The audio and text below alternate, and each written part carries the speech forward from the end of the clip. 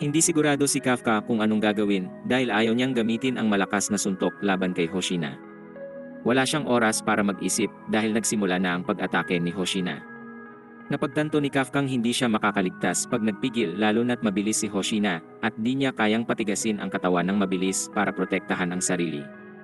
Si Hoshina ay dising lakas ng humanoid kaiju, ngunit mas mabilis siya. Namangha si Kafka sa bilis ni Kikoru pero malinaw na ibang level si Hoshina. Naglunsad si Hoshina ng atake at nagtataka si Kafka kung gumamit si Hoshina ng atakeng di niya makita. Inanunsyo ni Hoshinang natagpuan niya ang core ng Kaiju 8 at nagpagaling si Kafka. Di pang tao ang galaw ni Hoshina pero pinaalala ni Kafka sa sariling di rin siya normal na tao. Ang problema sa regen ay gumagamit ito ng stamina kaya di siya maaring maatake pa.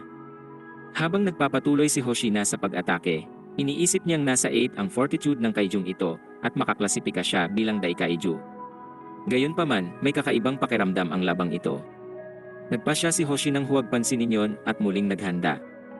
Masyadong mabilis para maiwasan ang dobling atake at mabilis na pagtanto ni Kafka ang pain. Triple attack ito at tinarak ni Hoshina ang kanyang espada kay Kafka. Nagulat siya nang naipit ang kanyang espada at sumalag si Kafka dahil alam niyang pupuntiryahin ni Hoshina ang kanyang core. Natakot si Hoshina nang maghanda si Kafka ng suntok pero nagawa niyang matakasan ito. Ngunit nadismaya si Hoshina nang makita niyang nakatakas ang Kaiju number 8 at iniulat niya ito sa lahat. Sa malapit, iniisip ni Kikoru kung gaano kahalimaw ang Kaiju number 8 at napaisip siya kung tama bang magtiwala rito. Gayunpaman, naging masaya siya nang bumalik si Kafka sa kanya. Tinanggi ni Kikorong nag-alala siya at naghandang magalit rito pero dali-dali siyang sumugod para saluhin ito nang bumagsak. Humingi siya ng tawad dahil nakawala ang Kaijung nanakit sa kanya pero namula siya at sinabing siya ang tatapos roon. Umalis si Kafka para hanapin si Ichikawa ngunit pinunto ni Kikorong wala siyang magagawa para sa kanya. Magiging ayos rin siya dahil nagsimula ng gamitin ng Defense Force ang Kaiju Regen sa kanilang teknolohiya. Pinagalitan niya si Kafka at sinabing kailangan niya ring alalahanin ang sarili. Alam ng lahat na nakaharap niya si Hoshina at maaari silang makahanap ng bakas na direktang magtuturo sa kanya. Sa ibang lugar, sinabi ni Minang di pa nagalit ng ganoon si Hoshina at kinunan ng larawan para maalala ito. Nagulat si Mina nang marinig na itinuturing ni Hoshinang napakalakas ng Kaiju number 8 na pwede siyang iklasipika bilang Daikaiju. Ito ang magiging una sa 5 taon pero hindi nagdulot ng anumang casualty si Kaiju number 8. Hindi siya umatake ng mga tao kaya nakaramdam ng kakaiba si Hoshina habang nakikipaglaban. Napagtanto ni Hoshinang inatake lang ng Kaiju 8 ang kanyang sandata, ngunit hindi niya alam kung bakit. Ang galaw rin ng Kaiju 8 ay nagparamdam kay Hoshinang nakikipaglaban siya sa tao sa halip na Kaiju. Inutusan ni Mina si Hoshinang magpahinga muna at idineklarang ano paman ang uri ng Kaiju ay trabaho nilang puksain ang mga ito. Biglang sinabi sa kanilang ang humanoid Kaiju na unang umatake ay ang Kaiju ring mula sa pagsusulit. Nagulat ang dalawang kapitan nang malaman nilang noong unang natagpuan ang Kaijung iyon ay nasa anyo ito ng isang tao. Sa ibang lugar, makikita ang Kaijung hirap maglakad sa kalye. Sinabi ng isang tao sa kanyang umalis sa daan, ngunit naguluhan siya nang ituro siya nito. Humingi ang lalaki ng sagot pero ito'y naging dahilan para kainin siya nito. Nakinig ang halimaw sa radyo habang inuulat ang balitang itinalaga siya ng Defense Force bilang isang pangmatagalang target ng neutralisasyon. Binigyan din siya ng code name na Kaiju number 9. Interesado lang ang Kaiju 9 na tapusin ang Kaiju 8, ngunit kailangan niya munang magtago hanggang sa masanay sa bagong katawan. Sa ospital, natuwa si Kafka nang magising si Ichikawa. Masaya si Ichikawang ayos lang si Kafka pero sinabi ni Kafkang linya niya iyon. Nagpasalamat si Ichikawa kay Kafka sa pagligtas, ngunit nagulat ang dalawa sa sinabi nito.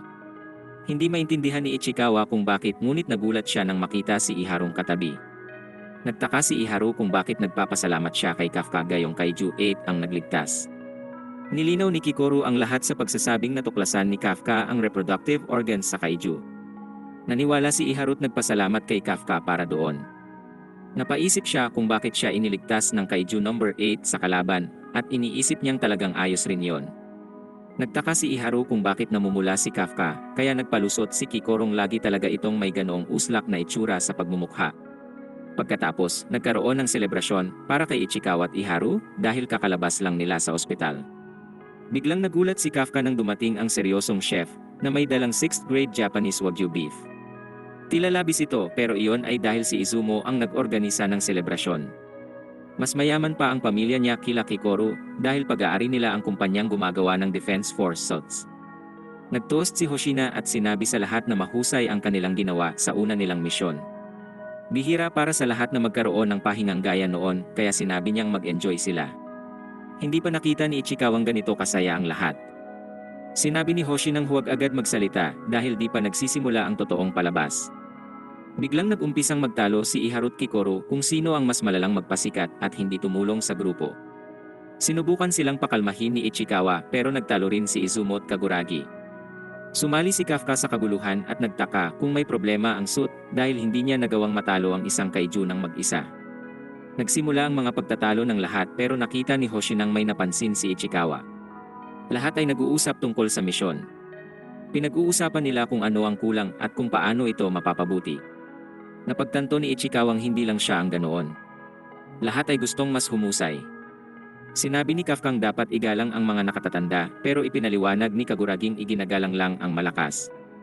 Ayos lang kay Kafka at naghanda silang magpunong braso. Lalo pang tumindi ang mga pagtatalo pero sinabi ni Konoming halos taunang tradisyon na rin yon. Sa labas, makikita namang matagal na ring di nakita ni Izumo ang chef. May nangyari sa ama ni Izumo at hindi pa niya ito nakikita mula noong nangyari ang isang insidente. Biglang napansin ni Izumong naroroon si Kaguragi at nagtaka siya kung narinig nito ang kanilang pinag-uusapan.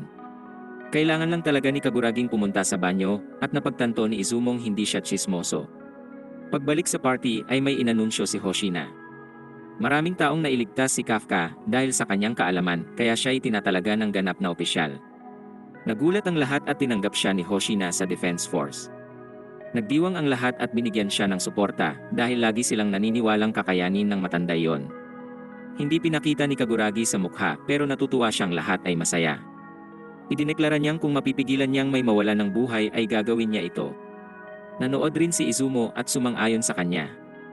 Kinabukasan, formal nang sinabi ni Mina kay Kafkang isa na siyang opisyal ng Defense Force. Sinabi ni Kafkang ibibigay niya ang lahat sa mga laban, ngunit nagulat siya nang banggitin ni Minang malayo pa siya bago makalaban sa tabi niya. Hindi makapaniwala si Kafkang tanda pa ni Mina ang hamon at sinabi niyang hintayin siya nito. Hindi niya ito tinawag ng formal, kaya may utang na naman siyang 50 push-ups. Buti na lang ay kailangan ni Minang pumunta sa pulong kung saan pag-uusapan ang Kaiju number 8 pati ang 9. Binunyag ni Minang si Hoshina ang nagrekomenda kay Kafka bilang full officer, at umaasa siyang magagampanan ni Kafka ang mga inaasahan. Nang gabi, gising pa si Kafka para mag-aral. Ngunit agad niya rin itong tinapos dahil ayaw niyang mapagalitang muli ni Hoshina. Napansin ni Kafkang may nakabukas na ilaw sa training room at nagulat siya nang makita si Hoshinang nagsasanay pa ng ganoong oras. Mabilis ang galaw ni Hoshina at napagtanto ni Kafkang gumagawa si Hoshina ng mental imagery training. Hindi lang bastang pagsasanay yon dahil muling binubuo ni Hoshina ang laban niya kontra sa kaigong si Kafka. Nakuha ng gulat ni Kafka ang atensyon ni Hoshina at pinaliwanag nitong bumubuo siya ng plano laban sa Kaiju 8. Sa ganoong paraan, mahahati niya ito sa isang atake lang sa susunod na paghaharap. Natakot si Kafka at sinabi ni Hoshinang pwede sana niyang mahiwa ang ulo ng Kaiju number 8 kung ginawa lang niya ang isang bagay ng iba. Kung ginamit niya ang skill 6 sa halip na skill 5 ay maaari sanang napuksa ang Kaiju 8 at core nito. Natural na muli ritong natakot si Kafka. Idineklara ni Hoshinang di kakayanin ng normal na opisyal ang Kaiju number 8. Ang Kaiju number 9 ay singlakas rin ito kaya nagpasya si Hoshinang siya ang dapat pumuksa sa dalawa. Namangha si Kafka dahil hindi lang mga sibilyan ang pinoprotektahan ni Hoshina kundi pati ang mga opisyal ng kanyang platon. Sa kanyang paghanga, idineklara ni Kafkang gagawin ang makakaya upang makatulong. Seryoso si Kafka, ngunit sinabi ni Hoshinang huwag masyadong magyabang. Hindi niya inaasahan ang tulong sa 1% nitong lakas.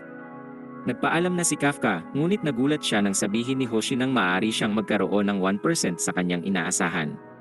Tinapos na ng dalawa ang gabi, ngunit makikita ang grupo ng mga kaiju sa kalangitan.